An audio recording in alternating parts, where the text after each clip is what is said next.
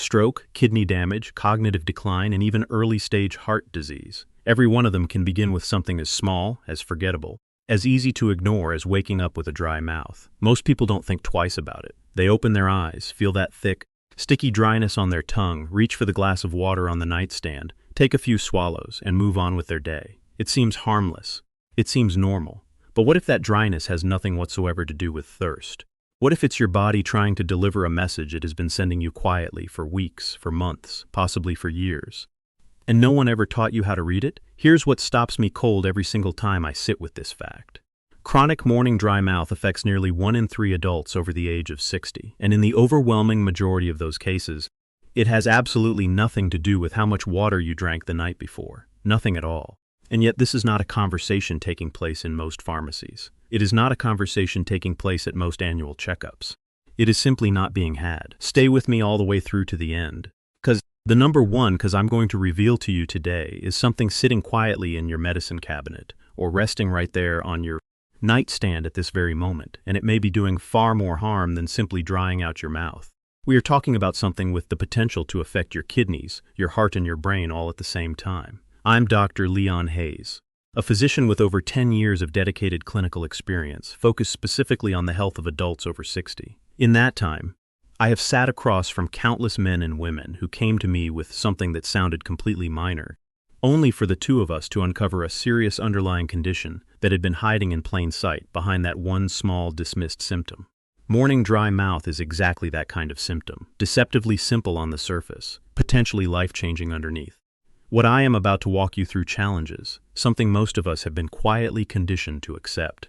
The idea that aging simply means discomfort, that a dry mouth is just part of what getting older feels like, and that there is nothing to be done about it. I want to be honest and direct with you right now. That is not the complete truth. And after a full decade of watching patients suffer needlessly because this information never reached them in time, I am no longer willing to stay quiet about it. If this is useful to you, hit that like button right now. It genuinely helps this video reach the people who need it most. So let's talk about what is actually happening inside your body on those mornings.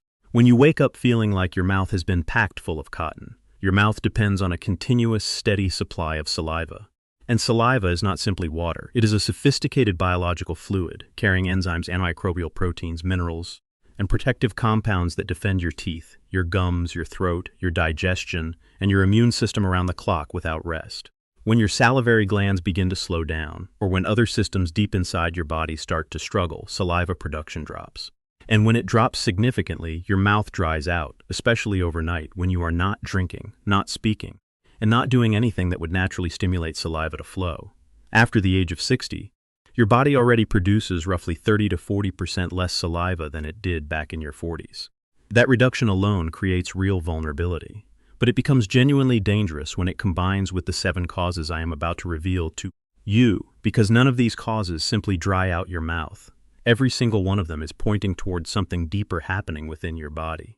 Here is what concerns me most as a clinician. Chronic dry mouth is associated with a 45% higher risk of systemic infection in adults. Over 60, saliva is your mouth's frontline immune defense. Remove it and bacteria, fungi, and viruses gain a direct, open path straight into your bloodstream.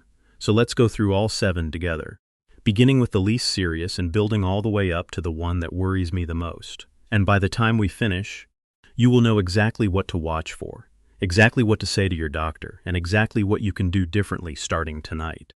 But before we begin, I want to ask you something personal. How long have you been waking up with a dry mouth? A few weeks? Several months? Years?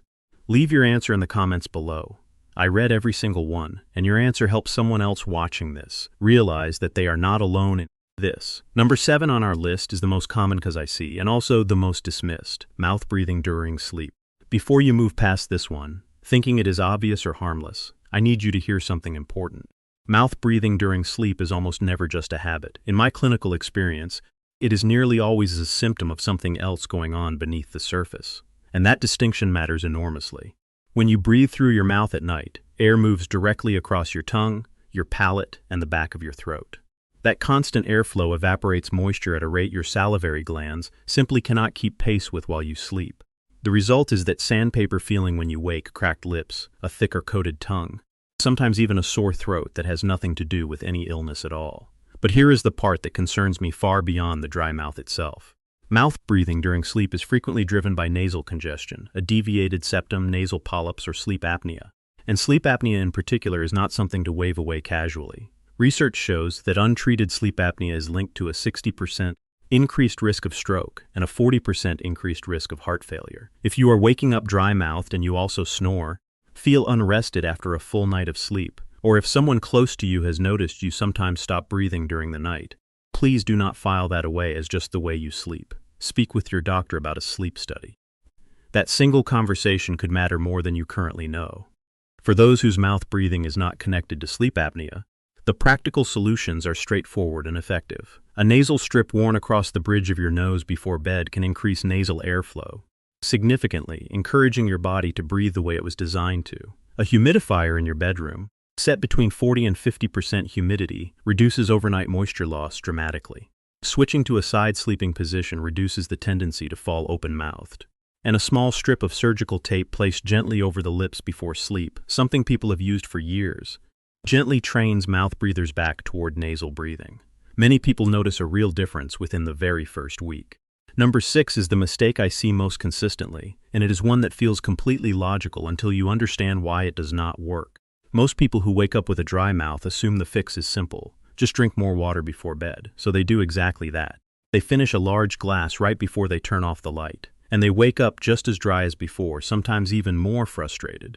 Because they did everything right and nothing changed. Here is why. Your body does not hydrate in real time. When you drink water, it takes between 30 minutes and 2 hours for that fluid to be absorbed, distributed to your tissues, and made available for functions like saliva production. Water consumed at 10 o'clock at night is doing very little for your mouth at 6 the next morning. That window is already closed. The real problem is what happened or what didn't happen in the afternoon. Research found that adults over 60 who did not maintain adequate fluid intake between noon and 4 in the afternoon were 62% more likely to experience significant overnight dry mouth compared to those who stayed consistently hydrated throughout the day. 62%. That is not a small difference, and after 60 this becomes harder to manage naturally, because the body's thirst mechanism becomes genuinely less reliable with age. You can be meaningfully dehydrated and feel no particular urge to drink at all. Many people also quietly reduce their afternoon fluids to avoid nighttime bathroom trips, which is completely understandable. But it creates a hydration deficit that peaks at precisely the moment when you have no way to correct it. The solution is not more water at night. It is front-loading your hydration earlier in the day. Aim for 6 to 8 ounces with every meal and every afternoon snack. And here is a small but powerful tip. Add a pinch of sea salt and a squeeze of lemon to your afternoon water. This supports electrolyte balance, helping your cells actually hold on to the fluid you consume rather than letting it pass straight through your system. Number 5 is one that catches almost everyone off guard, because we rarely think about nutrition as a direct cause of something happening inside. Your mouth every single morning. Your salivary glands are not passive structures. They are metabolically active tissues that require specific nutrients to function properly at the cellular level. And 2 particular deficiencies tear through salivary gland function in adults over 60 faster than almost anything else. The first is vitamin A. This nutrient is essential for maintaining the health and integrity of every mucous membrane in your body, including the lining of your mouth, your throat, your nasal passages, and your digestive tract. When vitamin A levels fall, those membranes become thinner, drier, and progressively less functional. Research found that adults over 60 with low vitamin A levels showed a 41% reduction in resting saliva production compared to those with adequate levels. That is not subtle. That is your salivary glands running on a fraction of their true capacity. The second is the B vitamins, specifically B3, known as niacin and B12. Niacin deficiency directly disrupts the nervous system signals that trigger saliva production in the first place. B12 deficiency causes the tongue to become inflamed, abnormally smooth, and persistently dry, a condition called glossitis. Together, they create a dry mouth that no amount of water will fully resolve, because the problem is not hydration. It is cellular function. After 60, B12 absorption drops significantly due to reduced stomach acid production, and research suggests up to 30% of older adults have inadequate B12 levels without any awareness of it whatsoever. For dietary sources, focus on sweet potatoes, dark leafy greens, and eggs for vitamin A, and lean meats, fish, and dairy for B12. For many adults over 60, supplementation is also necessary. Look for a B complex containing at least 1,000 micrograms of B12 in the methylcobalamin form, the most bioavailable version available. And one practical tip: vitamin A is fat-soluble. meaning it absorbs far more effectively when consumed alongside a small amount of healthy fat. A drizzle of olive oil or a few slices of avocado with your meal makes a genuine difference. Number 4 is the combination I take most seriously in my entire practice. And if this one applies to you, I want you to hear it clearly. Not with fear, but with the understanding that knowing early is everything. If you are waking up with a dry mouth and you are also getting up to urinate more than once during the night, that pairing is a clinical warning flag I never ignore. Together, those two symptoms are among the earliest signs of uncontrolled blood sugar, and in some cases undiagnosed type 2 diabetes. Here is the mechanism. When blood sugar climbs above a certain threshold, the kidneys work overtime to filter and excrete the excess glucose. To do that, they pull water from the body's tissues.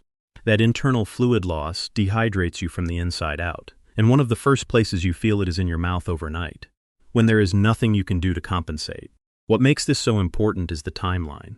Research found that morning dry mouth was reported by 63% of adults newly diagnosed with type 2 diabetes, and that most of them had been experiencing that symptom for over a year before their diagnosis. Over a year of their body signaling that something was wrong every single morning. I think of a patient of mine, a retired woman in her early 70s, sharp and active, who came in about something else entirely. She mentioned the dry mouth almost as an afterthought as she was leaving. I asked a few targeted questions. Was she waking at night to use the bathroom? Yes, regularly. Unusual afternoon fatigue?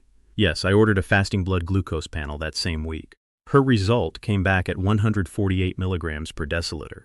She had type 2 diabetes and had been living with it unknowingly for well over a year. Within 4 months of targeted dietary changes, daily movement, and supplementation with berberine and magnesium glycinate, her fasting glucose had normalized. She told me at her follow-up, "I finally feel like my body is working with me again." That is what catching something early looks like. It is not a crisis, it is an opportunity.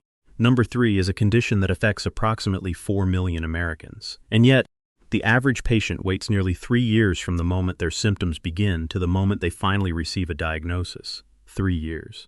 That is not a gap in medicine. That is a gap in the conversation happening inside examination rooms. The condition is called Sjogren's syndrome. It is an autoimmune disorder in which the immune system mistakenly targets the body's own moisture-producing glands, primarily the salivary glands and the tear glands. The result is persistent dry mouth, chronic dry eyes, difficulty swallowing, and in more advanced cases, systemic involvement, including joint pain, fatigue, and effects on the kidneys and lungs. Women over 60 are disproportionately affected, representing nearly 90% of diagnosed cases. So why does it take so long to identify? Because each symptom gets treated in isolation. The dry mouth gets dismissed as aging or dehydration. The dry eyes get attributed to screen time or seasonal allergies. The joint pain gets labeled as arthritis. No single doctor connects the dots. And the underlying autoimmune process continues unchecked the entire time. The diagnostic clue I want you to carry with you is this.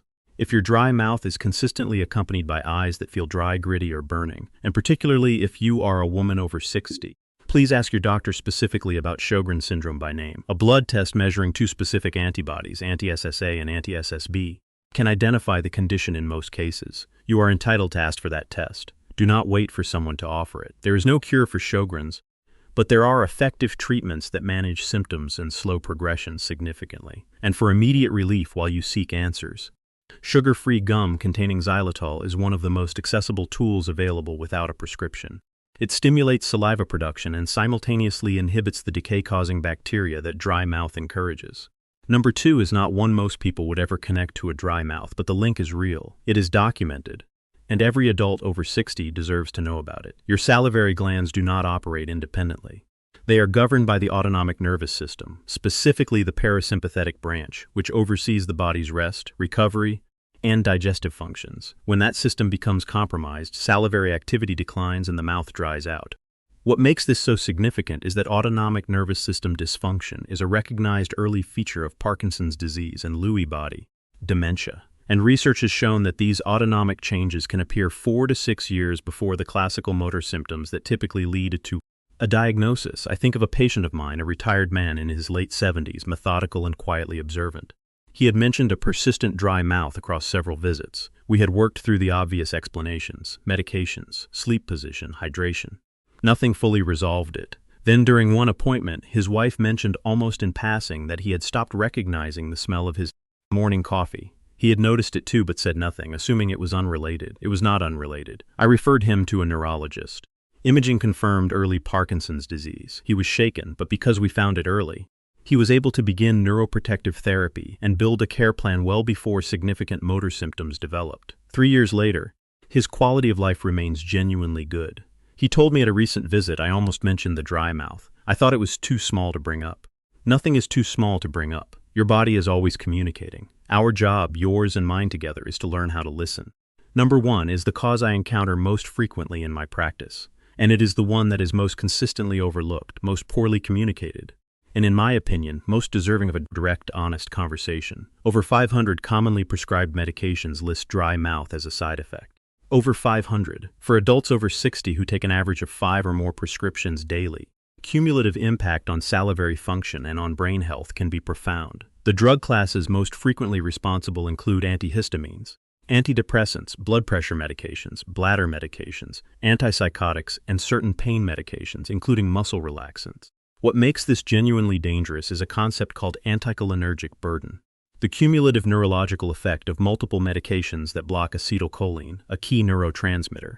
High anticholinergic burden has been linked in multiple large studies to accelerated cognitive decline and significantly elevated dementia risk.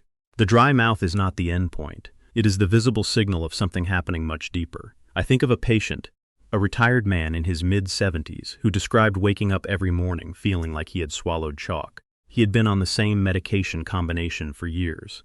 No single prescribing doctor had ever reviewed the full list together. A medication reconciliation identified 2 drugs with overlapping anticholinergic effects, both of which had safer alternatives. We made 2 substitutions. Within weeks, he noticed the difference. Within 2 months, he told me, I wake up feeling like a normal person again, and my thinking feels sharper than it has in years. That was not coincidence. So here is your action plan starting tonight. Stop any over-the-counter sleep aid containing diphenhydramine. Melatonin at 0.5 milligram to 1 milligram is a far gentler alternative. Run a humidifier at 40 to 50% humidity. Front-load your hydration through the afternoon. Brush with a fluoride toothpaste formulated for dry mouth before bed, and try a nasal strip tonight. Then this week, write down every single medication you take and bring that list to your doctor. Ask directly, do any of these suppress saliva production? And is there a safer alternative? You are not broken. Your information has simply been incomplete. And starting right now, that changes for good. If this video helped you, smash that like button. Subscribe to this channel for more real health solutions built specifically for adults over 60. And share this with someone you care about, a friend, a family member, a spouse. You may just give them the one piece of information that changes everything for them. And I genuinely want to hear from you. Which of these 7 causes surprised you the most? Which one made you stop and think, that might be me? Share your answer in the comments below. I truly want to know your story, because remember this, aging does not take away your body's ability to recover and heal. It simply reminds you to care for it the right way, with attention, with patience, and with knowledge. Listen to the small signals before they become loud ones. Your morning dry mouth may be the gentlest warning your body ever gives you, and now you know exactly how to answer it. Take good care of yourself, and I will see you in the next one.